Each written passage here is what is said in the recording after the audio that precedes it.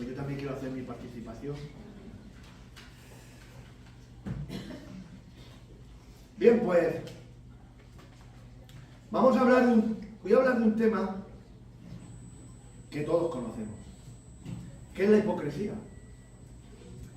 Dice, hipocresía, fingimiento de cualidades o sentimientos contrarios a los que verdaderamente se tienen o se experimentan. Hipócrita, que es el que la practica, ¿no? Embustero, farsante, mentiroso o impostor.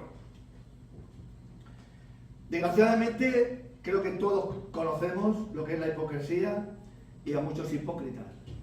Y a nadie. A nadie nos gusta la hipocresía ni los hipócritas.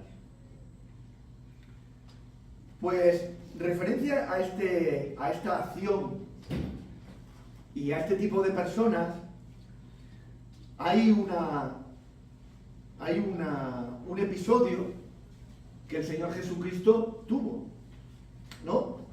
Un suceso que le pasó con este tipo de personas y este tipo de situación. Y lo leemos en Mateo, capítulo 15.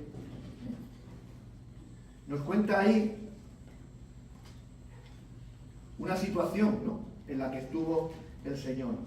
Mateo, capítulo 15, versículo del 1 al 10. Entonces se acercaron a Jesús ciertos escribas y fariseos de Jerusalén, diciendo: ¿Por qué tus discípulos quebrantan la tradición de los ancianos? ¿Por qué no se lavan las manos cuando comen pan? ¿Por qué? Porque no se lavan las manos cuando comen pan. Respondiendo él les dijo: ¿por qué también vosotros quebrantáis el mandamiento de Dios por vuestra tradición? Porque Dios mandó diciendo: honra a tu padre y a tu madre, y el que maldiga a padre o a madre muere irrepreensiblemente. Pero vosotros decís: cualquiera que diga a su padre o a su madre, él me ofrenda a Dios todo aquello con que pudiera ayudarte, ya no ha de honrar a su padre y a su madre. Así habéis invalidado el mandamiento de Dios por vuestra tradición. Hipócritas, bien profetizó de vosotros Isaías cuando dijo: este pueblo de labios me honra, mas su corazón está lejos de mí, pues en vano me honra enseñando como doctrina mandamientos de hombre. Y llamando así a la multitud les dijo: oíd y entended. Bien, los escribas y los fariseos eran implacables en su esfuerzo por atrapar al Señor. Y van a él en esta situación y en este momento. Una delegación de los mismos vino de Jerusalén acusando a sus discípulos de impureza por comer con las manos sin lavar, violando con ello, ¿qué? ¿La palabra de Dios? No, la tradición de los ancianos. La impureza de la que se acusaban los discípulos era una cuestión totalmente ceremonial que venía del Antiguo Testamento.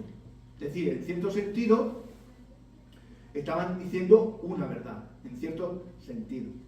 Antes de poder acercarse a Dios, la ley de Dios les demandaba que pasasen por un ritual de purificación. Pero aquí es donde está la mentira, que ellos, era un texto del Antiguo Testamento, pero lo estaban usando a su interpretación libre, ¿no? Y era que este mandamiento era un mandamiento para los sacerdotes antes de servir en el templo, y lo habían elevado a ley fundamental para todos. Algo que era específico para los sacerdotes lo habían convertido en una ley para todo el pueblo, con la idea aproximada de que todo el pueblo de Israel es santo y todo el pueblo de Israel debe comportarse como un sacerdote de Dios, y por lo tanto esto lo tenemos que practicar también nosotros, imponiendo una carga. Situaciones y episodios parecidos a estos que nos relata Mateo hay por todo el Nuevo Testamento. Sin ir más lejos, tenemos el capítulo 16 de Mateo, versículo 12, donde dice: entonces entendieron que no les había dicho que se guardasen de la levadura del pan, sino de la doctrina de los fariseos y los saduceos. Aquí el Señor tiene que volver a enderezar la interpretación de la palabra de Dios, ¿no? que se guardaran de la doctrina de los fariseos y los saduceos. ¿Y cuál era esta doctrina? Pues sencillamente los fariseos añadían a la palabra de Dios y los saduceos, que era la casta sacerdotal, quitaban a la palabra de Dios.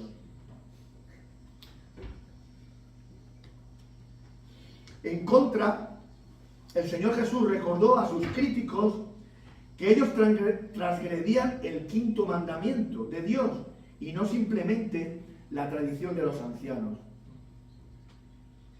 Y como todos sabemos, la ley de Dios está por encima de la tradición de los ancianos, ¿no? Con su hábil retorcimiento de las palabras cumplían la profecía de Isaías 29:13.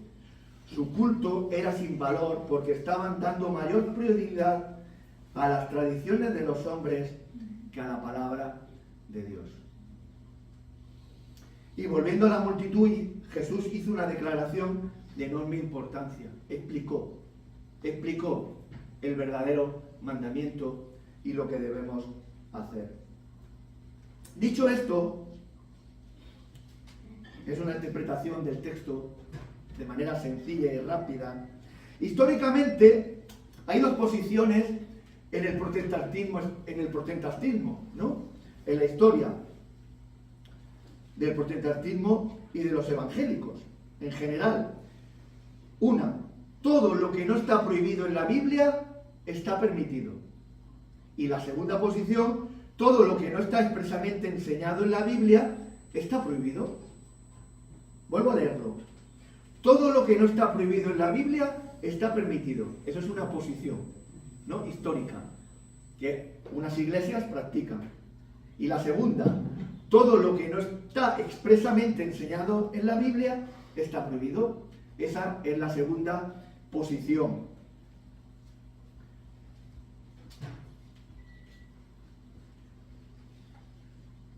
Pero entender, por ejemplo, ¿no?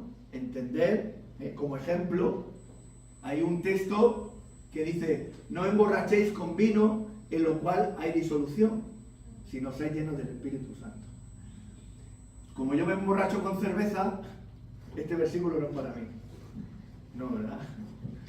Bueno, un pequeño ejemplo de cuidado con las interpretaciones excesivamente literales. Cuidado. También hay que sacar el espíritu de la palabra. Bueno, pues, desgraciadamente, ahí hemos visto estas dos líneas históricas en el protestantismo español, en el protestantismo y en los evangélicos en general, pero desgraciadamente hay una tercera vía. Hay una tercera vía que desgraciadamente abunda demasiado y de la que ninguna iglesia está a salvo. De la que ninguna iglesia está a salvo. Muchas veces el legalismo o la tradición de los ancianos surge como una reacción contra el peligro de caer en la relajación moral, y tendemos a hacer que las normas sean más estrictas de lo que Dios ha mandado. Eso estaría en la tercera línea, en la tercera vía oposición de las iglesias. Otras veces están los que luchan contra el legalismo con una reacción excesiva a la libertad, y esto desgraciadamente nos lleva normalmente al libertinaje y a todo está bien, vamos a llevarnos bien, vamos a alabar a Dios, vamos a llevarnos bien y todo está bien. El libertinaje. Y finalmente hay otra forma de legalismo, que es enfatizar los asuntos pequeños, olvidando las grandes cuestiones de la fe y la santidad, como el Señor condenó en Mateo 23, 23, 24, sobre apartar para el templo unas hierbas y olvidar la misericordia y la justicia. Nos fijamos en lo pequeño, olvidando lo grande, ¿no? Como considerar, por ejemplo, el no bailar o tomar una cerveza en un bar una gran prueba de piedad y de santidad. ¿eh? Muchas veces nos fijamos más en esas cosas que, como nos dice el Señor en Mateo 23, 23, 24, la misericordia y la justicia. Juzgad vosotros.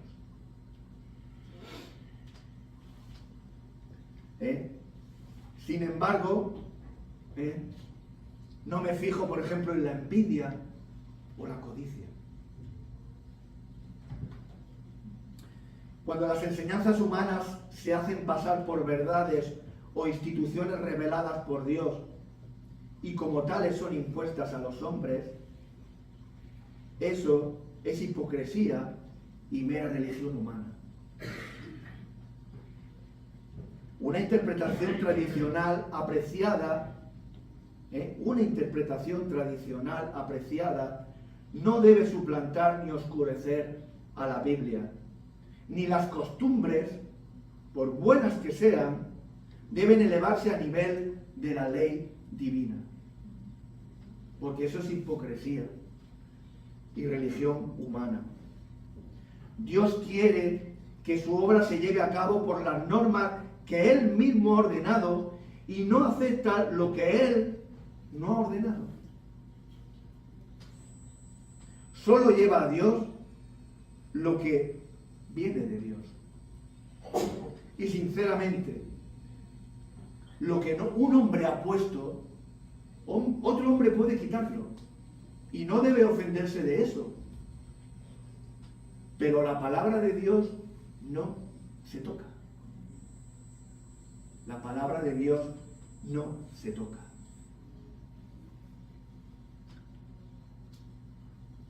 El gran antídoto contra el legalismo y la hipocresía que denuncia el Señor es el estudio serio y profundo de la palabra de Dios y una gran humildad delante de ella. Una gran humildad delante de ella. Porque de seguro habrá cosas que no entendemos, por lo menos al principio. Pero con el tiempo, con el estudio, la oración y la humildad, seguro que te será revelada. Solo entonces seremos instruidos adecuadamente respecto a lo que complace y disgusta a Dios.